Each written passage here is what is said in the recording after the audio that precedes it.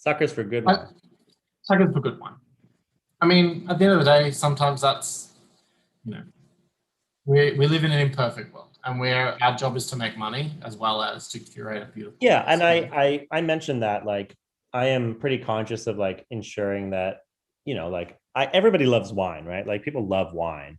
There's a lot of people who love wine, but I'm also conscious of the business side and like we've been selling a lot of wine. Don't get me wrong. Yeah.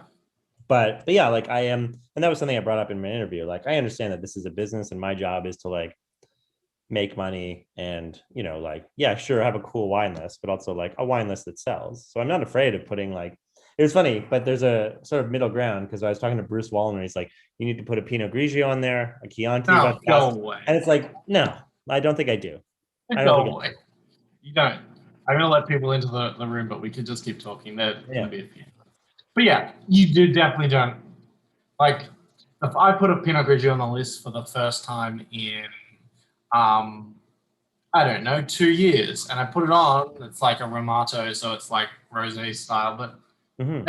I didn't pick it because I put a Pinot Grigio on the list. I did because it was a delicious wine. So Yeah, and sure, it'll sell. I know that. I know it'll sell faster than some others. But then again, that's the beauty of wine. Like sometimes you just get surprised, like you were saying. Sometimes you think the wine's not going to sell, and then you sell like 4 bottles in like it's very exciting, very exciting. and you're like, I don't understand how this works, and it just gives you the confidence to experiment more, and there.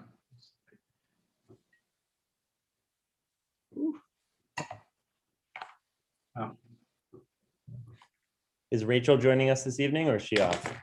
She's off today. She's working too hard, and I'm giving her the day off. Lucky woman. Actually, so I don't know. Like I don't know. I was thinking about like having to make an official announcement on Instagram, but like I'm not in charge. I'm not the GM of the restaurant anymore. Is that Chris and Paul? I'm sorry to interrupt. Is that Chris and Paul who used to dine at Campo? This is so exciting. This is they knew baby Sean. I'm all grown up now, guys. Sorry, you were saying no. No, I'm just saying like I'm not in the GM of the restaurant anymore. I'm just the GM of the pantry, and so Rachel's been promoted to like restaurant GM. So it's great. I mean, I'm about a month away from having my own space, but until then, I just sell wine like some kind of like I don't know in the front of the restaurant, like some kind of like. You're aging out. Yeah, it was funny. I was wrapping up a patio furniture last night, or a couple nights ago, in the rain, in like the soft pouring rain. I was like, I don't know about this. I don't need this anymore.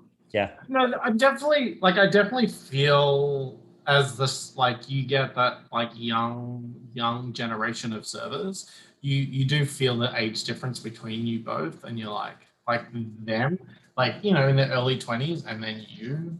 And you're like, oh yeah, it's getting harder and harder to relate to them. when do I step off trying to be cool and like fun and exciting to like just being serious and like I know boring? I know. We had to sit down with an employee the other day, and I was like, oh my god. Oh, I don't can't wait. I mean, it's horrible, but you have to do it. But I mean, that's the other thing. I can't relate to these like real like what I think they're young millennials, like this mid-tier millennials. They confound me. I don't even know. Are you an elder millennial officially? Yeah. I essentially. Yeah, I'm like right on the edge. I'm a millennial, but I'm not like born in the 90s. I'm born in the 80s. Yes. That's a good part of it. Good. No, it's deeply strange when I meet people born in the 2000s now. Oh. Yeah, I don't understand them. I don't understand what they do, why they buy things, and where are they coming from. It's dark. Yeah, come for the Aligote, stay for the existential crisis. Yeah, absolutely. I mean, what else we got to do? It's only Tuesday. And it's the rain, right? The rain just creates this like delicious, maudlin kind of soul-searching experience. Absolutely. Everyone's flooded. People drink Aligote under the guise of night anyway, They're just like, what's in your glass? You're like, oh yeah, it's a Burgundy. But you don't say anything. You don't say more. No. No, no, I kind of like the idea of being like a depressed French person and just like sipping Aligote because you're not even worthy of having Chardonnay in your glass. It's It's a little just punk rock. There's a little punk rock vibe about Aligote, yeah. As much as I punk don't know, rock works. maybe. I mean, maybe like in the 20s, maybe 100 years ago, but I don't Yeah, know. Anyway. not now. Not now. Okay, I may as well make introductions. Hello, everyone. Welcome to. Yeah, thank you. Welcome to Wine Coach at Home, Aligote edition. I'm really excited to pour these wines. I mean, this is this is this has always been a wine coach. I mean, we did one like an industry roundtable at the restaurant maybe like last October, last September with Aligote, and it was one of those things that no one really knows how to approach this grape or this wine and when to drink it or when to suggest it. But when you pour them all together, you kind of get this really great understanding of the grape. And it's super fun, and the wines are super delicious. And we have some really great Aligote in front of us, but in Ontario and the city in general. But as always, I can't do this alone. Today, I've invited someone who should have been on many months ago. But I'm I happy find to be the Aligote de Sam Fritz Tate's Chardonnay. I'm happy to be your B team. It's all good. It's all good. You got to your bottom of the Rolodex, and I'm here, baby. I'm here. yeah. But I mean, that was one of the first ones we shared together with Leroy Aligote at Grand Cru Deli. What seems um, decades ago. Oh boy. Decades ago. I mean, and also from like personal experience things, but like you know where what we've done in that intervening time is like crazy. Where we've become. Yeah, truly. Anyway, Sean, Sydney here. Welcome. Thanks for being here. How was your day?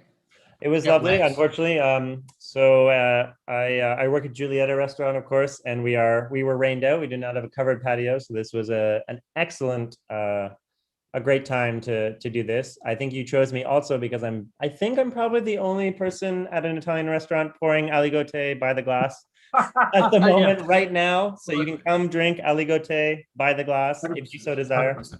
100%. No, this is lovely. I'm really happy to be here, and I love Burgundy, as you know, and I love all the Burgundy minutiae, which Aligote definitely qualifies. So I'm really excited to taste these wines. I actually a couple of these things that I haven't tasted yet, at least in these vintages. So I'm really excited to talk about this cool grape, and yeah, and I'm excited to do it with some people on a rainy Tuesday. Yeah, and I think it's like we don't often align Aligote with Burgundy like beautifully. When we think about Burgundy and study Burgundy, we don't think and study about Aligote. But it has a very valid and traditional place in this wine growing traditions. And this is a really cool perspective and angle to approach Aligote, to approach Burgundy, right?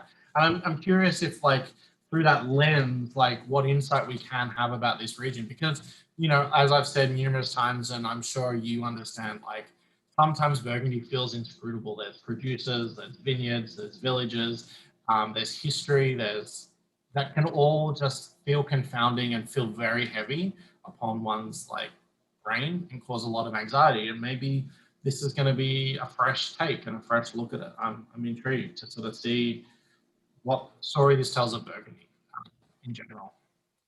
With a grape that no one really, not acknowledges, but celebrates as Yeah. much as they celebrate um, Chardonnay and Pinot Noir. I think we were talking about this earlier, but it's also cool with Aligote that you get with these producers, especially because we've got a murderer's row here, honestly, of producers. Like, you'd be paying triple for most of these Chardonnays. And you get like a really lovely insight into what kind of winemaking they like, what kind of wines they want to make, because none of these producers have to make Aligote. I mean, I guess Domaine de Villaine might in Bouzeron. But none of these producers, if they ripped up their Aligote vines and planted Chardonnay, they would make much more money. They would sell these wines faster. So Aligote is fun because it's a way into Burgundy, sort of like as a passion project that we were saying. It really kind of reflects the values, the winemaking values, and what people are interested in, and what the winemakers want to express through these grapes. Because this is kind of like, you know, it's almost like they're cool, like they're in a big band or whatever, they're in a popular band, but this is their passion, their side project that they get to kind of do what they want with. The stakes Yeah. are low, I guess, in a sense, but they're still making these like brilliant wines and these beautiful things that still, I think if nothing else, the one that we did in October showed us that I think this grape can absolutely transmit terroir. And it's a bit of a shame because um obviously when you're going to not make as much money or prestige, you're not going to plant Aligote in in the places where you could plant Chardonnay, because why would you? Um, because yeah, you're going to get declassified into Bourgogne Aligote regardless of where you plant it. You could plant it on Grand Cru and it would still be Bourgogne Aligote, and you still have and there's no incentive, unfortunately, and there's not even an incentive aside from love to keep these wines in the ground. So that's why, if nothing else, these are really cool wines Yeah, to there's one Premier Cru vineyard in Maurice Antony that can have Aligote, clue. which I discussed in with Jeremy Says during Dujac, and he laughed in my face. So He did. He like, laughed in all of our faces collectively. Yeah. but that is, I mean, that's a good indicator of like how polarizing this grape can be. And you know, I think I sort of came to that realization when we did this tasting originally in whenever last year, that like I think Toronto as a whole didn't didn't really have access to Aligote, in the fact that there's never at the LCBO, and that they only existed on a wine list over $100 a bottle. And like if it's going to cost, you know, 150, 120 to $150 for a bottle of Aligote, you're probably just going to look, unless you know that specific producer and that wine, you're probably going to look elsewhere. But now with these like having wine shops and private wine shops with lower margins and not those restaurant margins, you know, all of these wines are around $100. Like the you know, the Mikulski is, you know, $50 a bottle, but these are on the higher end of the spectrum for Aligote. Not the highest end, you know, that's the Ponceau, but you know, these are all relatively solid producers that, you know, are probably pushing a limit as to the price of their Aligote. And yeah, when you were saying, I mean, when you were saying that these are a great way to, I mean, Comte d'Armand, unfortunately, you're going to pay hundreds of dollars for their bottles. So I'm very excited to taste that one. I think it may be my favorite, but all of these, like just the opportunity to taste these that are, like you said, all probably under $100 at the extremely reasonably priced wine shop at Peter Pantry. Yeah, I mean, you can't Burgundy. Unfortunately, there's a price of admission, and these are still Burgundy wines, but you can get a really good sense of these of the quality. I think the quality, if nothing else, people will see over the course of tasting these wines that like these people know how to make wine, and these people especially know how to make Aligote, which I think is a different beast than making Chardonnay, because it is 100%. you have to treat it differently, and there's so few people sort of doing single vineyard. I think I only know of like one producer doing multiple single vineyard Aligotes. It's Sylvain Patai. He makes three or Which we'll four, never see this in this province, unfortunately. unfortunately, which we'll never see. And then, of course, when Doug, our lovely friend from Halpern, brought the Domaine Ponceau, the Premier Cru Aligote, which you were talking about, I mean, it was so clear that this is a terroir transmitter. I think it, and why wouldn't it be? This is a native grape to Burgundy. This is a Burgundian grape as much as Pinot Noir and Chardonnay are. And I think that, well, hopefully, you know, like it's a bit of a culty thing now, but I think people will get there. I think people will, and I'm not under any illusions. I don't think anybody's ripping up Chardonnay to plant Aligote, and it may be the opposite. I'm sure probably Aligote vines are disappearing now, but the ones that are left, I think the quality, hopefully people will start to realize the quality and will start to seek them out, because if you're planting Aligote, it's because you care about Aligote and you want to make good versions of it. So Yeah, and if we can find these quality producers investing in making Aligote, then there are more out there that we are not even aware of. absolutely. Let's taste some wine. Let's do that, please. Wine number one is the Domaine Arlo. This is 2018. I'll do my 2018 Bourbon Aligote. Um, these are, I was reading about them today, biodynamic winemakers, some of the very first to sort of start doing low intervention practices in Burgundy. But that's, which I think is kind of cool. But and maybe Sean, you can like give people an impression of what you get, because I think Aligote, it looks white, like a white wine, and white wines can be very similar. And this, but I'm curious as to like what are your hallmarks for Yeah. Aligote?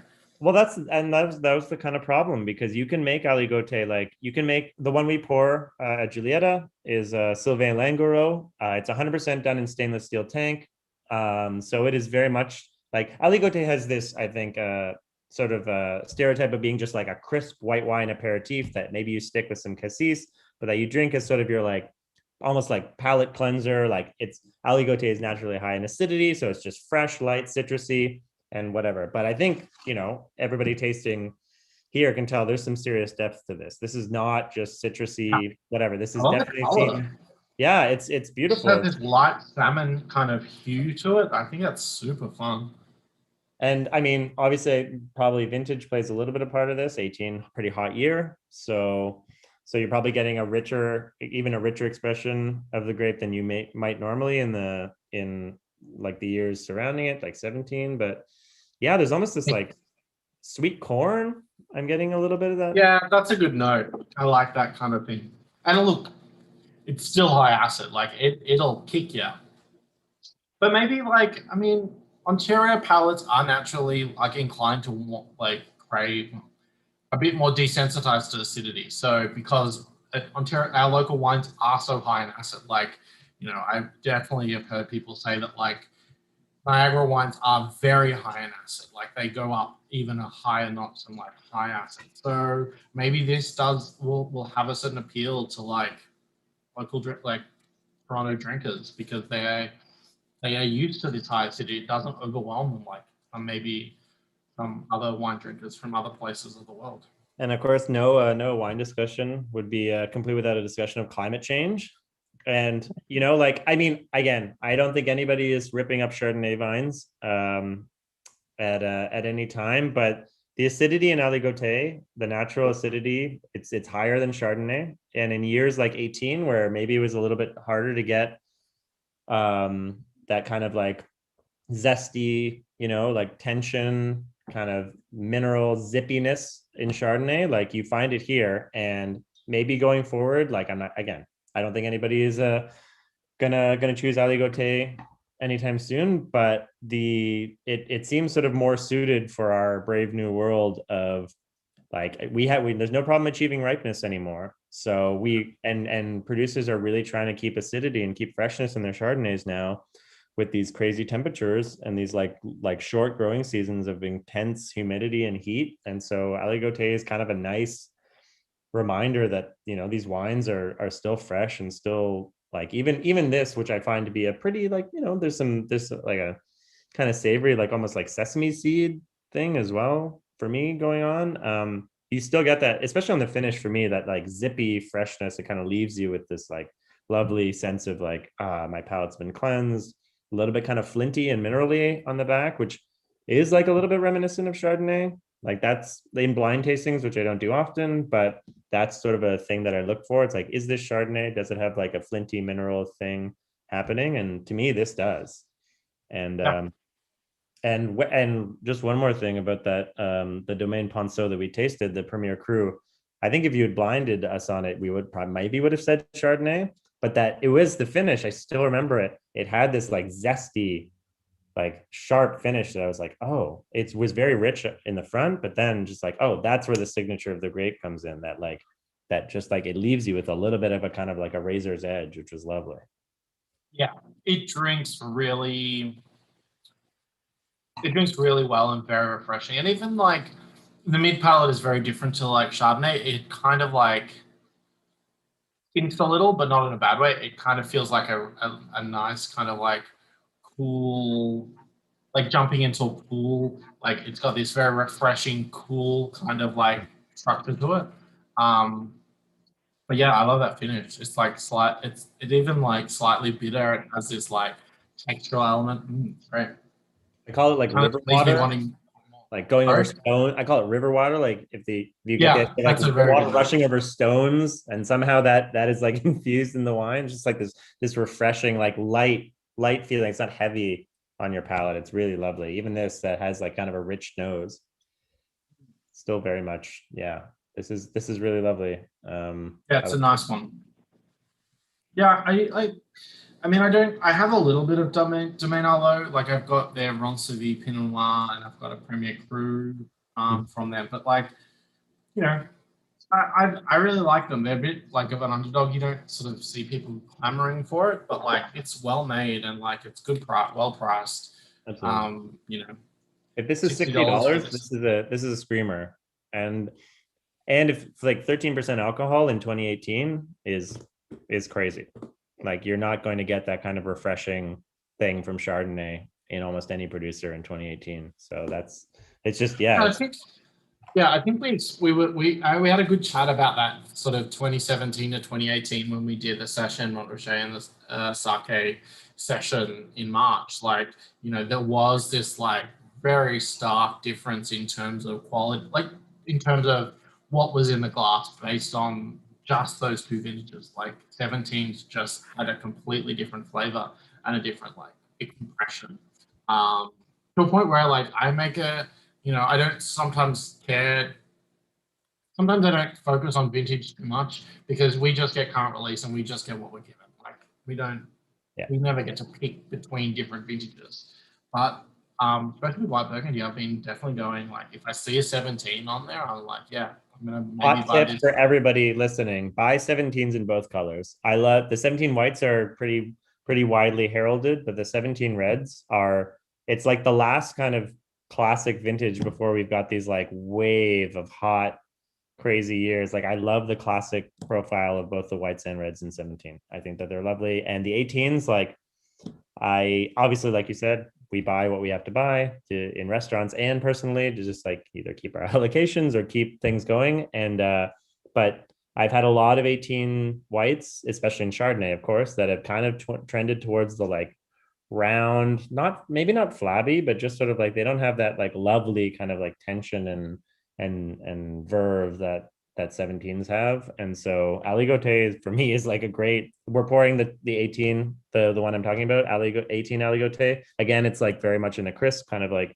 refreshing style, and it is like tightrope, and there's so few wines now and grapes that really reflect that high acidity in the old world now in these like crazy hot climates, and Aligote is one of them. And if for no other reason, like just getting that lovely freshness is worth the price of admission for me.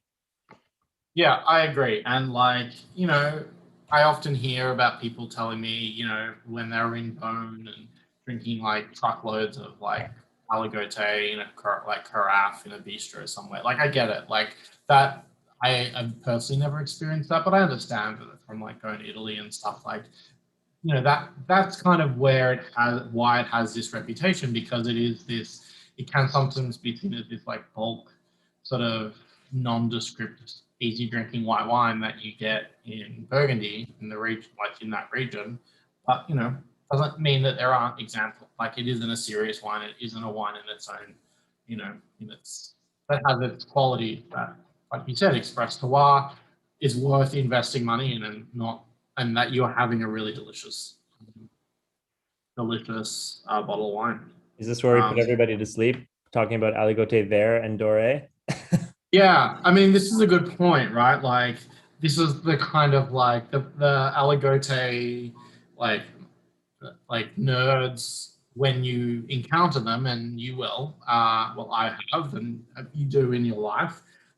There's these two subspecies, like two different varieties of Aligote. One is green Aligote, and one is gold Aligote, and it's kind of considered and among the winemakers that Aligote d'Or is kind of this superior varietal of sub variety of Aligote, and it's where you get into the green Aligote that is this like wildly planted, high yielding, low character kind of wine that is great because it can suit those rich soils like in the hinterlands of Burgundy where you can plant, you can plant Aligote and you get a bunch of wine. And, in general, for those who don't know that like high yield wines tend to, you know, kind of sacrifice complexity for yield. So like the higher yield you get, the lower complexity and the lower like lower the less considered these wines are of being great. But Riesling is a great exception to that rule. Riesling is high yields and high complexity, but it's kind of why Riesling is one of the greatest grapes in the world. But mostly, it's the more grapes you get per vine, the nicer the wine, the It's sort of less. like a self-fulfilling prophecy. So you plant aligote on the flat land on the other side of the main road in Burgundy, which is all the flat land. It's where it's highly yielding. And then so you get more wine to sell for cheap that you can just kind of get rid of. So there's no incentive to plant the Doré mutation or type on good land because you're not going to get as much wine, and then you're also going to have to do that in lieu of Chardonnay. And so I didn't find anything for the Arlo, but I think 2, 3, and 4 at least are planted for sure with Doré. I would be shocked if the Arlo is also planted with Aligote Vert. So it's kind of cool that we're seeing this like, especially for the Bourgeron, because I was reading just a little bit of stuff on this. So Domaine de Villaine actually started some kind of like nursery for Aligote Doré vines. So they're trying to like Massal selection, long story, boring story, but basically they're not using clones. So they're trying to use vine material of the good stuff, the Aligote Doré, to give to people if they want to plant Aligote or replant their vineyards so that they have the best vine material to make the best wines with the smaller Aligote Doré grapes that have like more concentration, more interest, and everything like that. So, I mean, again, it's a passion project. It's something that if you care about Aligote, these are the things you care about, and these producers all do. So, Yeah, and it goes to show that like these wines, this grape probably won't fade into existence because there are some really key people in Burgundy who are excited about this, and maybe it won't increase.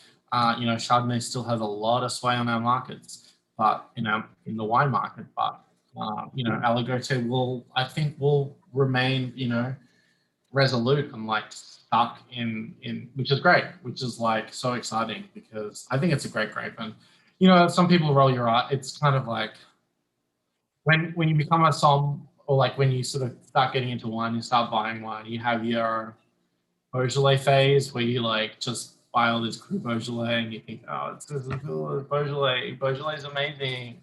But and you also definitely, I feel like you also have your Aligote phase, which is kind of interesting as well. I've definitely I like bought way too much Aligote just because it said Aligote on the label. Thankfully, I feel like I've outgrown that. there is New World Aligote. When we were talking about Ontario Aligote, there is one producer I know that does make Aligote. I don't love it. Chateau de Charme. It's Chateau de Charme. Sorry if anybody is listening who loves Chateau de Charme. Um, it is it is kind of indicative of how you plant aligote on terroir, because they're probably not planting it on like any kind of bench or whatever, and it is very much sort of just like a rather bland, citrusy, high acid. Like you could probably call it Pinot Grigio if you wanted to. I appreciate the fact that they tried. I mean, it's pretty bold to take a high acid grape and bring it to a high acid region and climate. So that was kind of cool. I want to love it more than I do. Um, but yeah, I actually don't know. I don't know if there's any California plantings of Aligote that I know of. I mean, I'm sure there is. We haven't. I definitely haven't seen any, but I mean, maybe in Oregon as well. Maybe there's a little Yeah, muscle. I mean, they try to create this Burgundian kind of feel in Oregon, so maybe there's just someone planted some. I mean, of course they planted Aligote. There's probably Aligote everywhere in the way that there's Zweigelt everywhere. There's Blaufränkisch everywhere in Ontario. You just don't see it. It's just added to blends. No one makes it as a single varietal. So, I mean, maybe not on Ontario as much because you don't need that acidity, but maybe in California, some like, wine nerd was like, we should plant a vineyard of Aligote because it's going to give us this acidity in our blends and whatever. So a 2-second Google search has told me that actually Clenadin Family Vineyards makes an Aligote in Santa Barbara, and actually Mount Harlan, Calera, pretty well-known producer, Calera makes a Mount Harlan Aligote. So it cool. exists. I wonder how it's made. I wonder if it's oaked and barrel to hell, or if it's like a stainless steel kind of thing. But I was also reading that Aligote is widely planted in Eastern Europe, which is kind of neat. Yeah, in the Ukraine, in Russia, there's lots of plantings of Aligote. They use it for sparkling wine, which is obviously makes sense because with classic sparkling wine production, you do need very high acidity to like keep everything in balance, essentially. So it kind of makes sense that Aligote, and a lot of Cremant de Bourgogne is made with Aligote. So, it's there. The Chateau de Charmes, as we were talking, is in the LCBO. It's about $14 a bottle, I think, probably maybe 13 on a good day. And it has this like green screw cap. You'll sort of see it in the BQA section. It's pretty kind of eye-catching. But give it a try. I mean, if anything else, like, I don't know, use it for cooking. Yeah, I was trying to think of it. I mean, if anything, make a kir out of it, right? You buy some cassis, have a classic Aligote, and actually, there's a really cool, very old, another French cool cocktail that's Aligote and I forget what it is. I think it's like an anise, like a pastis. It kind of goes well together. Anyway. Well, I'll just say, like, when I went to Burgundy a couple of years ago, and I went to like a really nice restaurant or whatever, and literally the first thing that they asked me is like, "Would you like a kir?" And I was like, "Okay, I'm here.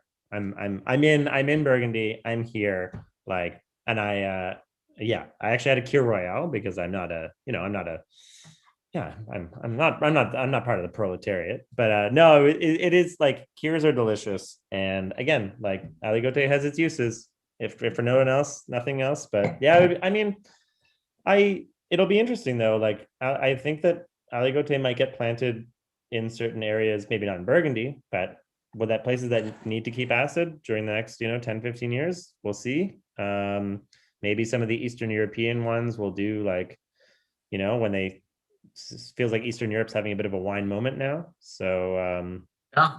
So Brienne Day in Oregon is making okay, cool. I would love to try that. The Oregonian. In Oregon, buy some Aligote for us.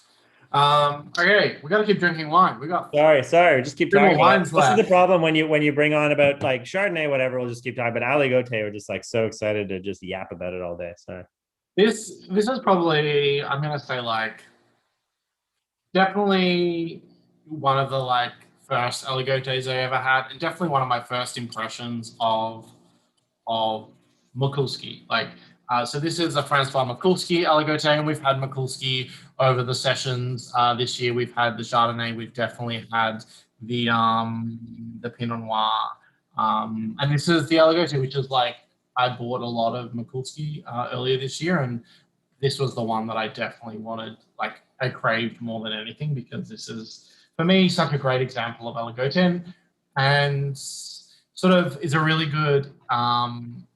It's a really good way to explain one of the other kind of aspects or the qualities of good Aligote that they often talk about is vine age. We don't often drink. Well, we drink old vines. They are very common on labels and stuff. You kind of know when there's an old vine. But Aligote is one of those examples where they do say it takes the vine about 40 years to start really producing some really delicious layered complexity in the wine. And these vines were actually planted, I can't even speak. These grapes were planted first, some of the plot was planted in 1929, and I think the other was maybe in the 40s or late 30s. And so, very classic old vine Aligote, just outside of Pouilly-Montmartre. Francois Mikulski is like very good at making white wine. His Merceau, his Chardonnays, his Cremants, they're all very delicious. And I think this is a really great example. And I don't think it's not an accident. Again, we're talking about terroir, like that these are planted, that these vines are planted like like you said, around Pouligny, maybe in Meursault, or just like sort of off the road in Meursault, around Meursault. The Villain, Bouzeron are obviously planted in Bouzeron on slopes made for Aligote, and then the Comte d'Armand is also planted, I think, in Pomar. So it's no accident. These vines are planted. These vines are old. These vines are planted in places that are ideal sites for any grapes, Chardonnay, Pinot Noir, or so you're getting good wine from good places with old vines. It's no, I mean, when are you going to drink wine Chardonnay from great or vines planted almost 100 years ago? Good luck. Yeah, from the turn of phylloxera, like just as phylloxera started getting under control and they figured out how to manage this pest, they planted this and they haven't looked back.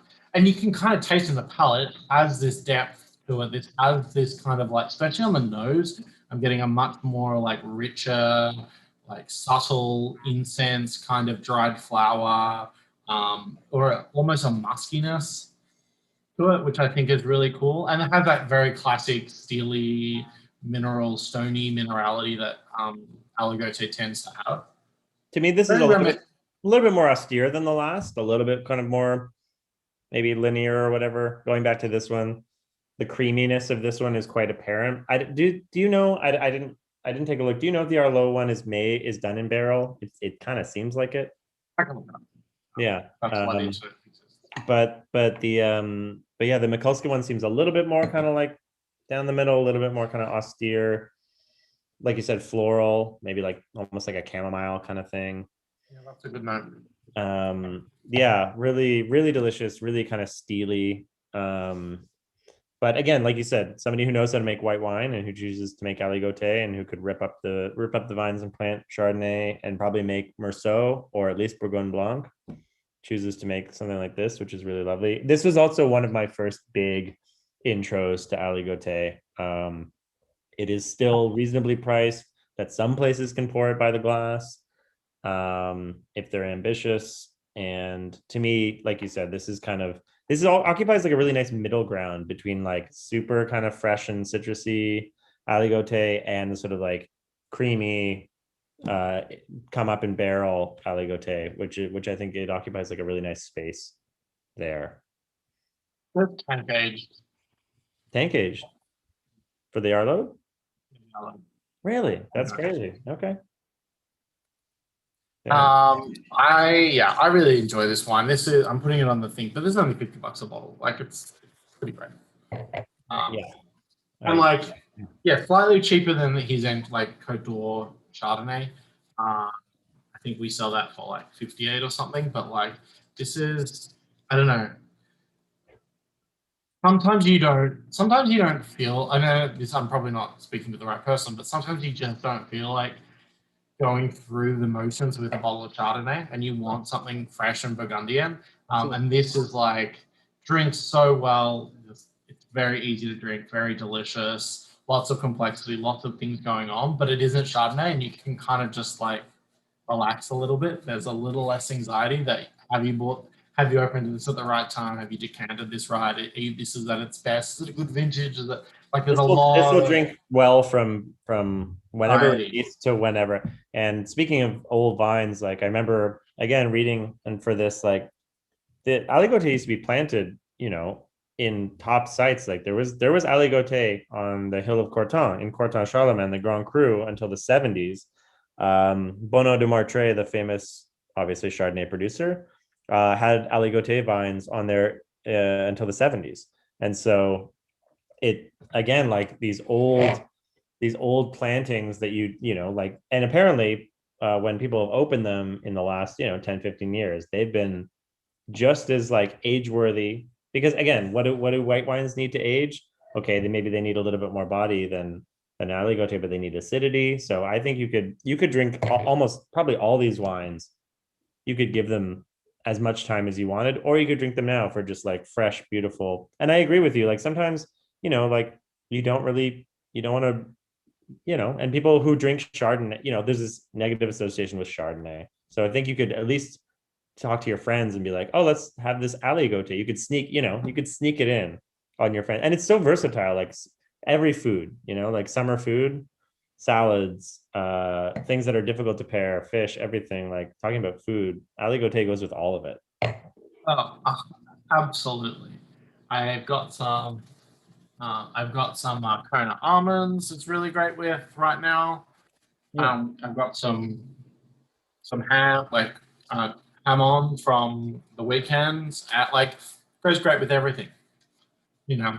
And like if there are any wine people in the chat or in the audience, and we know what it's like. You're hanging out with other wine people, and you're like, I'm gonna bring this Chardonnay, and you're like, oh, it's just gonna like not hit or miss, but like everyone will have an opinion, and everyone, if they have a negative opinion, that will share it. This is a very good like balm to like calming people down. They're gonna drink it, but while they're gonna enjoy it, then they're gonna talk about it and compliment it while they're drinking it and enjoying it, and not like pondering it and going, I'm just gonna leave it here for an hour and then revisit it. It's like no, just Yeah. And chill. I think the Really next just drink thing, it and enjoy it. yeah, the word, I mean, we've probably said more words about Aligote in this country, maybe that have ever been spoken already. But there is something nice about it, that it is just like, it's a thing that you can take at face value, or you can go deep. Like you can drink, like you said, you can drink it with your pals. I don't think anybody is going to be mad about any of these wines. Or you can bring it to your son. If you brought me Comte Armand Aligote, I give you a big hug. Like it's cool. It's something a little different. And you can impress people, or you can bring it to a dinner party and spend a little bit of money, so that you have something to drink and nobody's going to be upset about it. So Yeah, yeah. It bypasses a lot of minefields and wine anxiety that can come from bringing wines or choosing wines on a wine list. Like, this is definitely a wine that people will. I don't know. It's a crowd pleaser, and not in a bad way. In a way that's like, I think very few wines can occupy and be very versatile I don't recommend, if you know someone who loves Chardonnay and it's like a big Burgundy head, to like, you're not going to surprise them by Mikulski Aligote. They're not going to be impressed, and they're not. But I don't know. There's but something if very they don't very like it, versatile. then they don't love Burgundy. And that's it is a bit of an underdog, but I think like if I can get these four producers to be bringing in Aligote every year, that I can enjoy, then I'm happy to just be a little fanboy of Aligote, and I'm gonna die happy. Like I don't need much more than Comte Armand, reckon Albert de Verlaine, and Francois Mikulski making me Aligote for the rest of my life. Like If it's good that's enough a for them, it's good pretty enough great for me. collection of winemakers. This has now become a political chat where, yeah, we don't need them. All right. Speaking of Domaine de Okay. Verlaine, Yeah, this is the wine that I like get really excited about when I talk to people about. But like I forget that people aren't big wine nerds, and especially big Burgundy nerds that understand like who makes this wine and like why it's kind of like it should occupy a bit. I feel like a bit more hype. It should be a bit more hype than it really is. So this is the Domaine de Verlaine Bouzeron, 2019. 14%. So not not a medium bodied wine. I definitely think on the full bodied. But so I was reading about this. So Albert de Verlaine is one of the owners and definitely the winemaker of DRC, Domaine Romani Conti, probably some of the greatest Burgundy ever produced are some of his wines.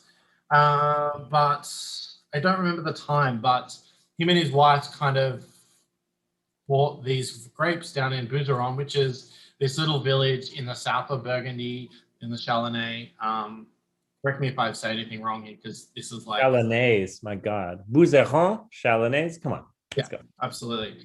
But this is one of the only villages in Burgundy that is like 100% Aligote, and that's kind of their style. So if you ever have a love of Aligote and you don't see a lot, or you want to explore it more, especially if you're like on a vacation to somewhere fancy and metropolitan and cosmopolitan, then you might find Boozeron on a list somewhere.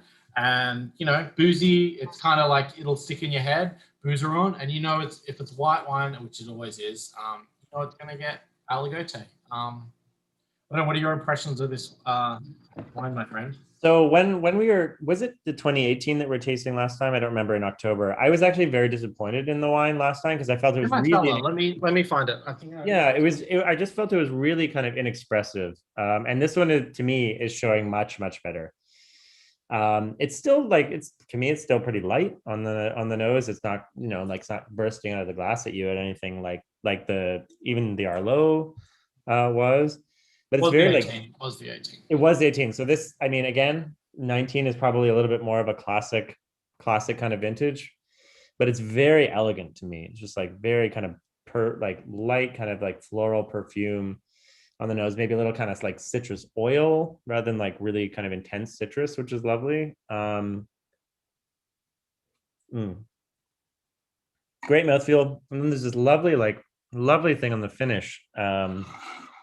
I don't know what it is. It's like it's a little bit kind of saline and salty. If this is $67, everybody should go buy it. Yeah, Like, like absolutely. this is beautiful. And it's funny, like again, like what is Aligote? Like this to me has a Oh, completely different oh, vibe so good. from the other two. Like it's almost like a So rich. yeah, it's rich but with no heaviness, which I think is it just kind of glides.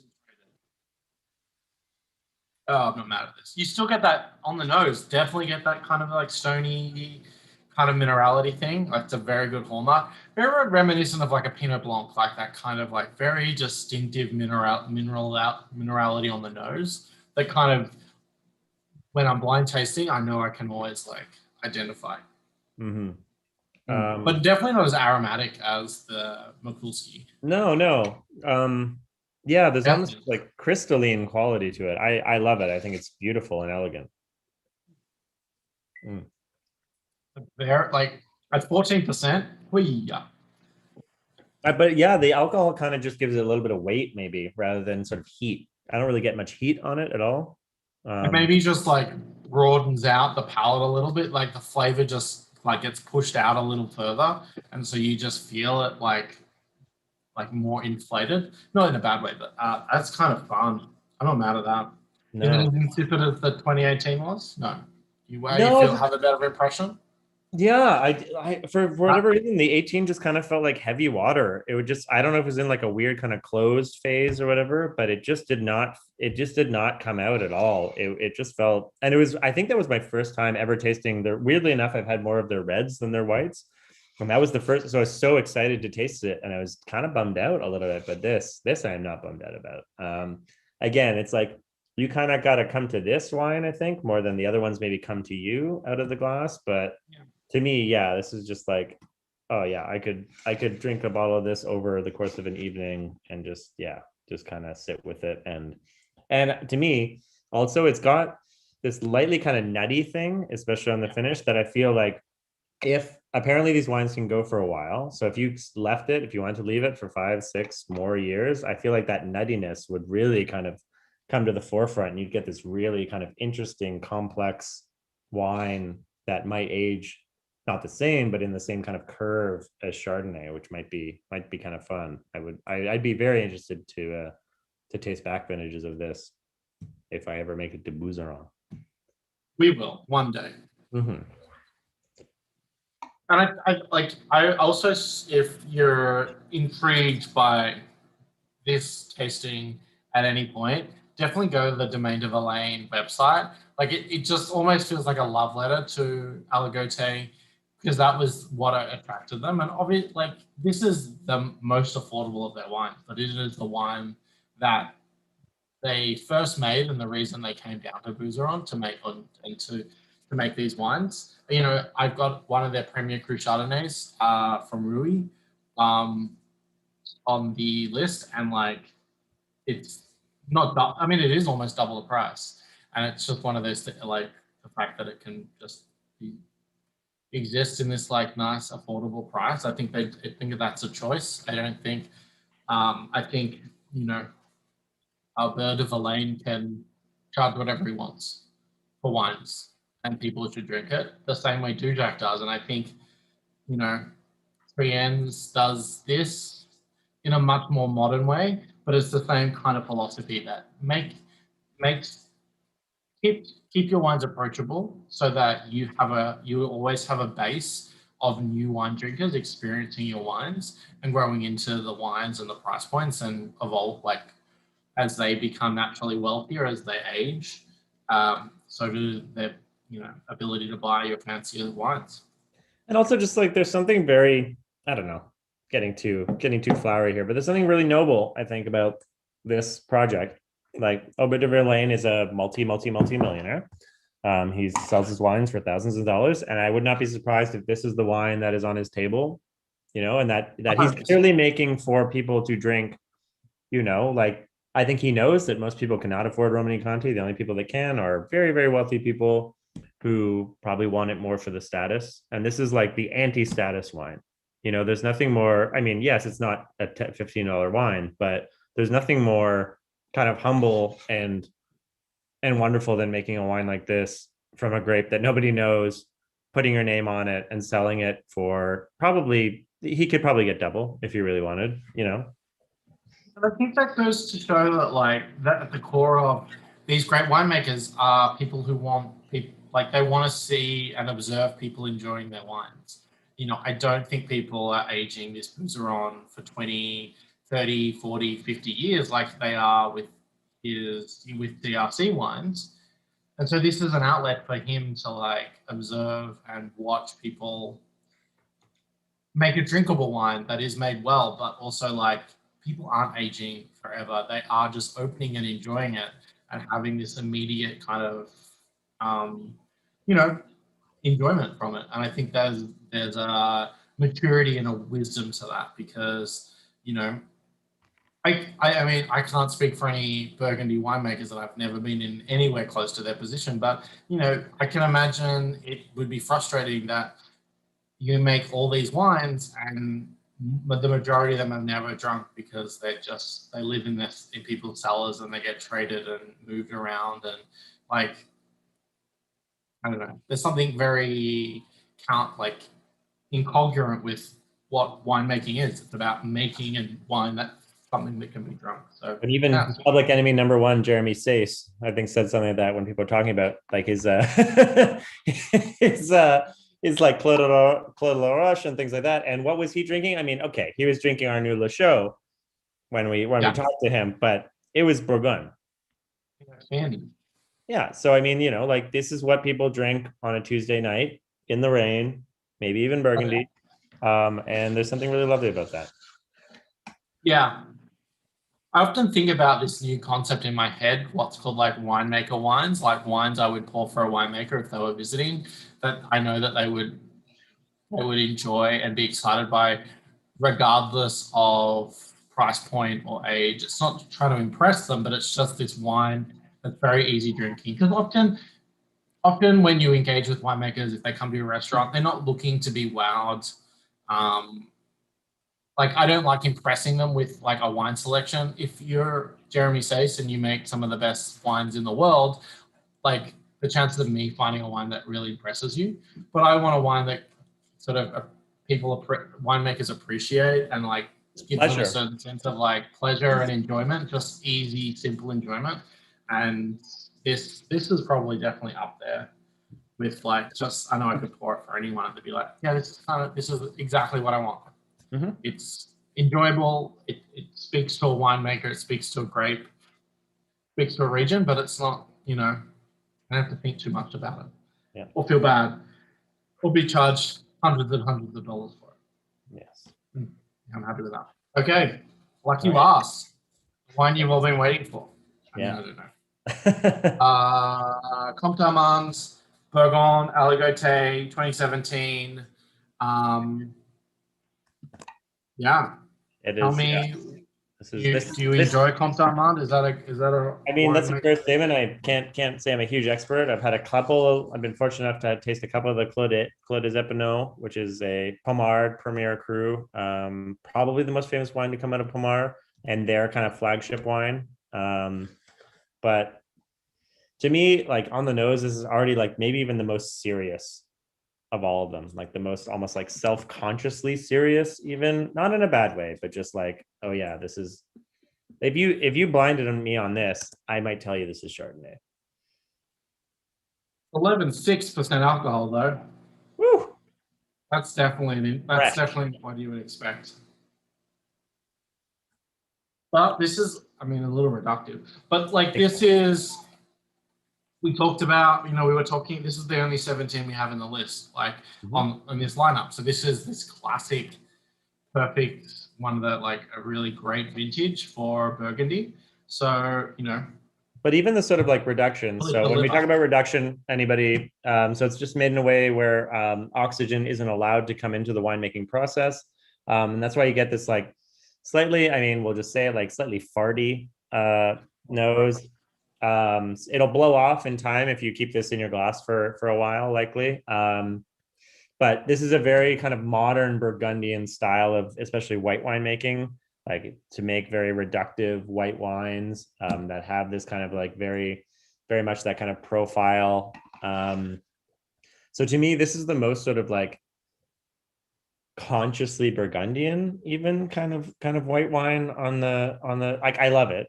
Don't get me wrong, I love it. It's steely. It is like it's almost like a bit emotionally distant though, even compared to the lame wine. You get this sort of like this is a serious Aligote. This is a serious wine from a serious wine producer, and you will pay attention to this 100%. wine. This is a very serious wine. This is the wine I wouldn't pour for a winemaker because there's a lot going on. Ah. Hi Peter. Don't be sad. We didn't talk about anything. Oh, I Yeah, can do there's a that. I bunch, can do bunch that while you of wax lyrical about yeah, about emotions and wine. these wines, and then I will keep going. Yeah, so to me this was I vividly remember that this was my favorite wine at our Aligote tasting. Yeah, I think it was like, I mean, and we were drinking Ponceau. Like this was the Yes. wine that people were like, "Ooh, yeah." Yeah, I think Like the this is the Ponceau wine kind of that kind of blew everybody's mind in the sense that we just sort of and I still don't really know because it's so unique what to make of it. and a very rare wine. Absolutely.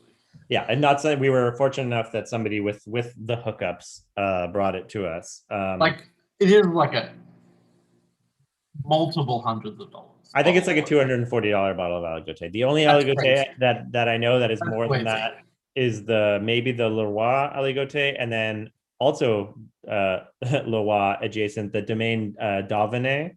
She makes an Aligote called Sous Châtelet, which I think is like $800. So if anybody would love, Christmas is coming. If anybody wants to give an Aligote lover a gift that he would appreciate, the $800 La Lubise Leroy Domaine d'Auvergne Sous Châtelet Aligote should be on your buying list. Yeah, But yeah, absolutely. to me, this is like lovely, lovely linear, like very steely. There's not to me, this wine is not at all really about fruit. It's very much about texture and mineral kind of character and just like yeah, it's like razor's edge aligote, but not in a citrusy way. This would be harder. This would be. I would think this is Chardonnay.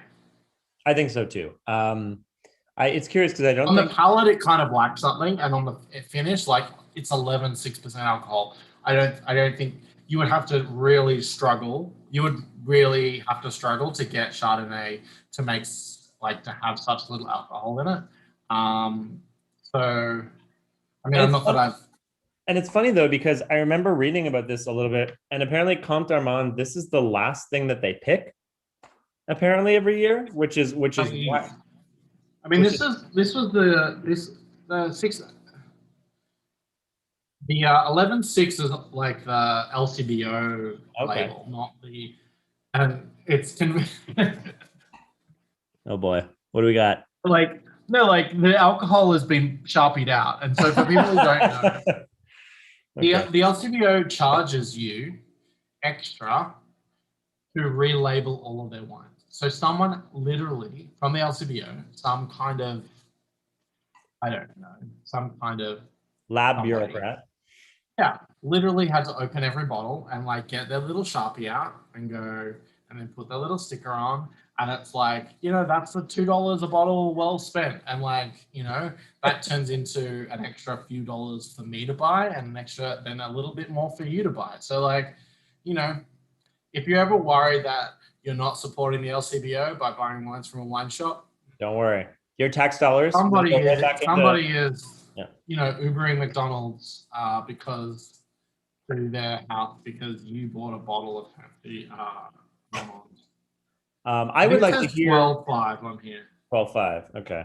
I would like to hear Yeah, from this says people 12.5 in here. Literally. which they preferred, because to me this is very much like it's Yeah. such a personal thing. So if everybody would tell us which one they preferred or which one they thought was the most interesting, I think that'd be really interesting, because I feel like maybe even like wine people. Three. Okay, we got two. Okay, yeah. So we got the boozer on people. Okay. Good. Good. I mean, Yeah, I you're actually right. have like so little of this wine. Um, uh, if you want a bottle of the Boozeron, please send me an email because I don't. Our website is still not up and running. It will be soon, but not yet. I'll just check. See how much I have of this because I'm Uh, happy as to share it with some fancy people. happy to share with your fellow panelists. I hope. No, if somebody wants to drink these wines, Fortis Le Chablis. That's Oh, cool. no. Oh yeah, because I didn't call it Aligote. 1324. Okay. Yeah, there's another 4 bottles left. So, if anyone wants it, please let me know. Yeah, it's funny. Yeah, It's funny. The Mikulski, I think it does kind of occupy this like middle ground where nobody, not nobody, but it's just like it's one of those perfect like bistro wines where again it's going to please so many people, but in a taste like yeah, in a taste like this, yeah, it's okay, Kristen Paul. You don't have to make Nick feel good. Um, but yeah, it's one of those things where again, all of these are so some of them have such a signature to me, and whoa, hey Peaches, um, some of them have such a signature to me that Mikulski doesn't get lost in it, but it is sort of no. like the most like maybe even the least kind of political of all of them, a little bit. I was looking to like earlier today. I not was worried, but I wasn't. I wasn't so certain that we would be able to pull apart as much as we did about all of these wines. And like I felt that like there was an element of like Aligote having this one note, and that the differences between these wines would be very subtle and not at all be as expressive as it was. And I think if I remember looking back in 2020 when we did this with like industry people, it was that I had that same fear that like this wouldn't be as interesting a tasting as I had fantasized, and that it would be kind of like flat because it would all just taste like the same Mhm. wine. But it didn't. It delivered like the Aligote delivered the first time we did this tasting, and it's definitely delivered again. It is a wine that I think you have to, as a wine professional, I have to remind myself about, so that we pour it more and we talk about it more, and you know, we have a great opportunity to be able to provide Aligote at reasonable prices now, and we maybe this, heralds a new era for Aligote, especially in Ontario, where we can buy, delicious examples at very reasonable prices, I think relatively so. speaking. I mean, I again like intro to great producers. Like I've got some Ramene. They make an Aligote and a Bouzeron. So they make a Bourgogne Aligote and they make a Bouzeron, like the same from the Domaine de Villaine. That is often the last Ramene wine available. That's Life brings it in. If anybody wants to go get it, it is also I have it fantastic. by the glass. I have it by the glass at Peter Pan. Oh, So then don't go buy it from Kieran. Go buy it from Nick if you want Olivero. some Ramene by the glass, come to Peter Obviously, Pan. Domaine Ramene, maybe the one of the finest white Burgundy winemakers producers out there.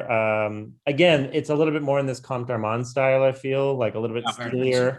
steelier, but also beautiful. It's funny, like Rebecca said, they're all the same. Like, is there a through line, Nick? Do you find like a through line in all of these? Is there anything? Yeah, I definitely get like this citrus, like it is very lemony and it has a very, and that minerality that I speak to, I do see like it has this very typical. I mean, it's never going to be as malleable as Chardonnay is. Chardonnay is the great, like a great winemaker's grape. It can do whatever you want it to do. I don't think Aligote is as versatile, but um, I don't know. There's also this like parallel between Gamay, right? We look at Beaujolais. You have this bulk will kind of easy drinking boozeron, like boozy bistro wines that tarnish the like greatness of Beaujolais. You also have these really niche natural wine. We don't really see natural. There are some natural Aligote makers. You see the like Gang of Four, these more low intervention style, but you also see like Chateau de Jacques trying to make like the Comte d'Armand trying to make more serious Gamay and Beaujolais, and like there are some of these weird parallels between what this grape kind of how this grape is interpreted by winemakers. Obviously we don't see a lot of Burgundy winemakers in Beaujolais, the same way you do with Aligote, but it's a super interesting story. I If don't know. It nothing tells else, a if tells a nothing lot. else, I hope that we've shown that Aligote, like the different expressions, like whether you believe it's terroir, whether you believe it's winemaker, at the very least, like this is a grape that will express different things, very much so. And this is absolutely a type of wine that you should always have in your cellar. And if you're a wine collector, even if you've got like 20 bottles, even if you have like 10 bottles, like have a good Aligote in like I don't like I've got 3 more bottles of Verlaine in my cellar, and like it's such a comfort having that because I know that there's a time where I can pour that and it like I don't have to open a fancy. When I come over, I know. Yeah, one day. I mean, this is the 18, which you hated, so no, I'm not Oh, going to pour then it. no. I'll pour you something really fancy. But Sean, thanks for hanging Thank you out. so much. This was a really fun conversation. I like this. I like Aligote has low stakes. Like I love pouring this stuff, but like am I going to like do I need to like create some kind of hype? No, it's almost impossible for me to get like people hyped up about Aligote. It's just nice to have a nice casual conversation, and there's no less pressure to like you know do create some kind of like educational experience, like the way when you talk about Burgundy, you kind of there's a much more pressure to like give people the right information and the right advice to like navigate a very crazy thing.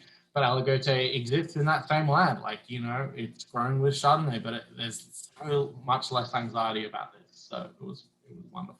It was a lot of I just fun. I feel like I hope that people at least will go out, and if they see Aligote on a wine list, honestly, and that's the other thing. One last note: if you see Aligote on a wine list from somebody like especially like Nick who knows their stuff, like it's probably darn good, and it's probably priced in a way that we want you to drink it.